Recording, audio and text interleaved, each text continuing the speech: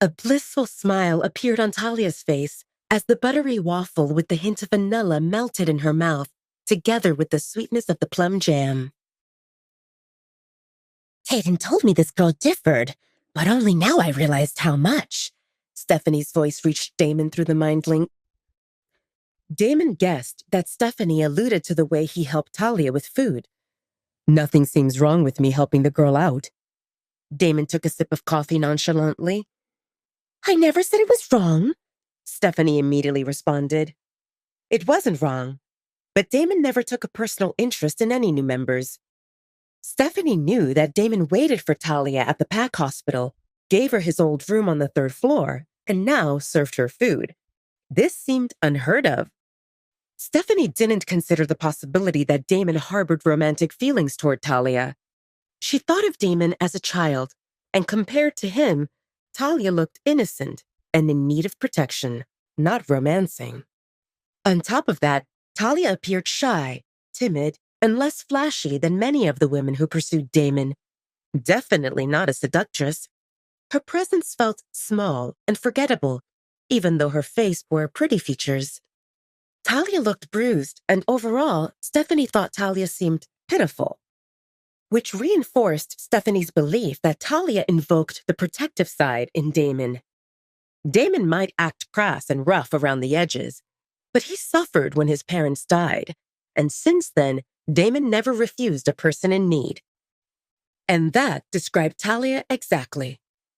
Stephanie's daughter, Lisa, stood about that age, and Stephanie's heart ached at the thought that someone would be heartless enough to mistreat a girl like that.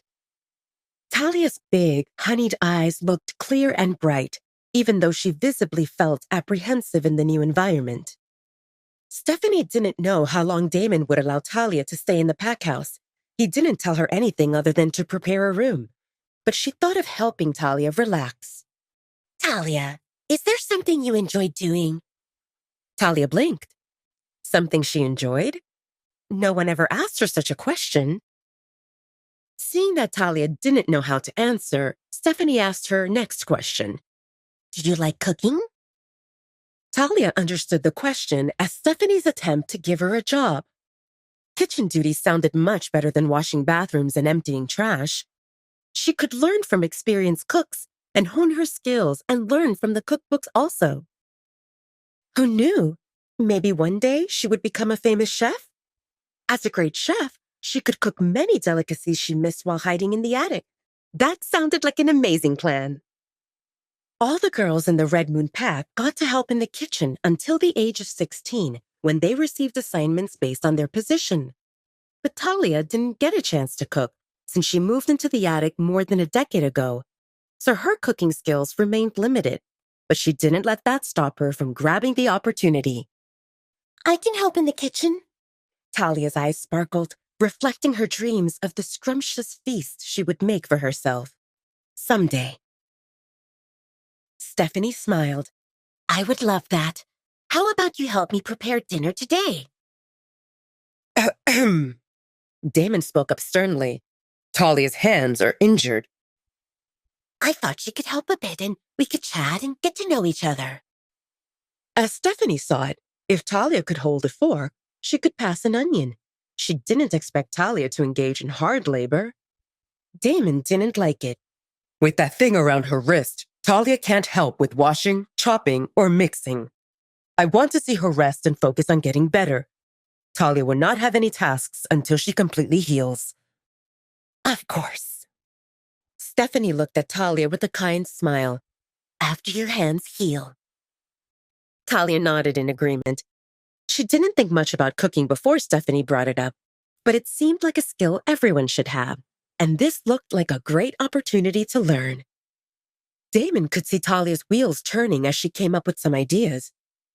So he had to ensure she heard him. You are not allowed to work until Travis and I say you can. Until then, I want you to take it easy and rest. Talia wondered how far that take it easy and rest would stretch. Can I go to the forest? Damon frowned while thinking about how to answer this. He didn't like the idea of Talia wandering who knows where. He needed her in the visible range, or closer. You can go to the garden. If you want to go beyond that, let me know. I don't want you to get lost. Talia exhaled helplessly. Why did Damon think she got lost easily? She didn't want to appear needy or ungrateful, but this sounded like limiting her freedom. She took a mental note to bring this up again later when the scary alpha seemed in a better mood. With Talia's stomach getting full, fatigue took over. After a night awake in the car and a morning in the Packhouse hospital, she felt ready to sleep. Talia yawned. You must feel tired, Stephanie stated the obvious. When you finish with food, I'll show you to your room. Talia felt full, but a few more delicious bites of strawberries and whipped cream remained, which she saved for the end. So she decided to finish those, even if it meant she might get a tummy ache later. Careful with that! A shrill scream drifted from the hallway. That's Louis Vuitton! If you damage it, even if you sell a kidney, it won't be enough to fix it. How can you be so useless? Take it to my room. Talia glanced around at the faces around the table. Damon busied himself with his food, Caden and Maya frowned, and Stephanie shook her head for a second before she locked eyes with Talia.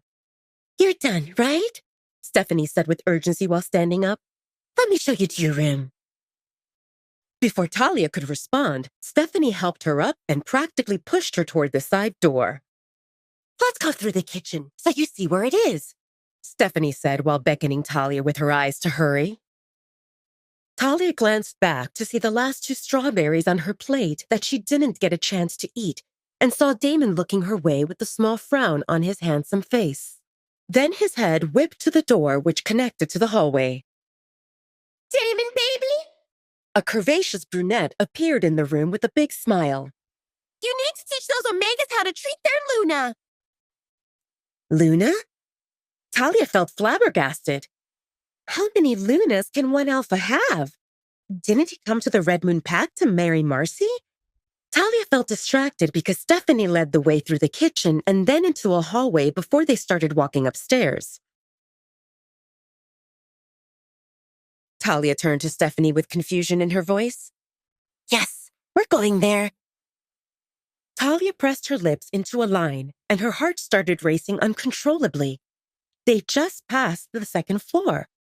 Why did they still go up? Would she end up in an attic again?